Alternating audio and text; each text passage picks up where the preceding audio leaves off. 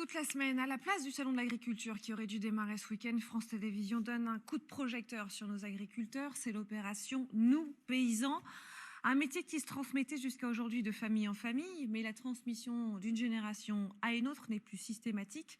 Aujourd'hui, près d'un tiers des chefs d'exploitation ont plus de 55 ans et sont à la recherche d'un repreneur. Exemple près d'Angoulême, Michel Perrier et nos équipes en région.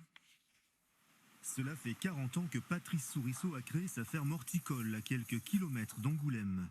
L'heure de la retraite a sonné. Il a pris la décision de céder son exploitation.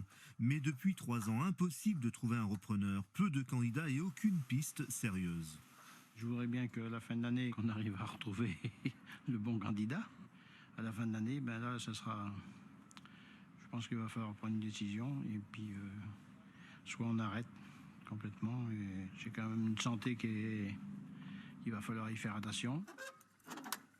S'il ne trouve aucun repreneur, ses clients devront faire 200 à 300 km pour se fournir, car il est le dernier producteur de plants de légumes de la région. Il est temps que tu cèdes l'exploitation, les caisses commencent à être un peu fatiguées. Elles ont travaillé. Ah, elles ont travaillé. Moi, ça m'embête beaucoup.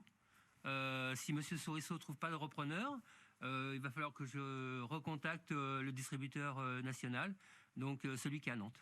Je voudrais bien que Patrice puisse transmettre son exploitation, parce que c'est quelque chose de viable quand même. Hein.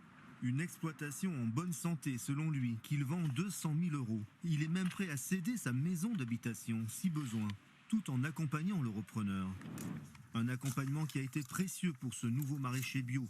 Il a bénéficié d'un coup de pouce de l'ancien propriétaire en s'installant il y a 4 ans. Ça, c'est du beau chou rouge. Moi, j'ai eu la chance que ça se soit très bien placé, puisque le cédant a pris le temps de me mettre en main l'exploitation pendant 3-4 mois. Hein, parce que c'est du matériel, voilà, c'est pas du matériel très moderne, donc il faut apprendre à savoir le faire fonctionner et puis savoir aussi le réparer. Cet ancien officier dans l'armée dirige son exploitation avec l'aide d'un salarié. Un pari familial et financier mûrement réfléchi.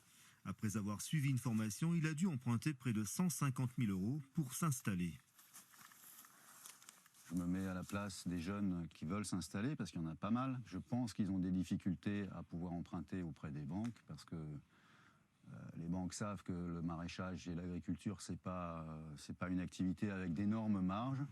Pierre-André Baudou apprécie son nouveau métier et ne regrette pas ce changement de vie.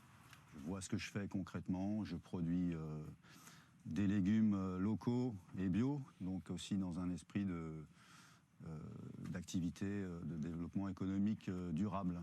Tiens, monsieur Pouzet, vous allez bien? Comme lui, un agriculteur sur 2 qui s'installe aujourd'hui n'est pas issu du monde agricole. Il faut des repreneurs pour maintenir toute l'activité économique. Quand vous avez grosso modo 10 agriculteurs qui arrêtent, ce qui est pas énorme, hein, c'est à l'échelle de 2 ou 3 communes, ça fait 70 emplois derrière. Actuellement, les installations ne compensent pas les départs à la retraite. Un agriculteur sur 2 cessera son activité dans les 10 ans qui viennent.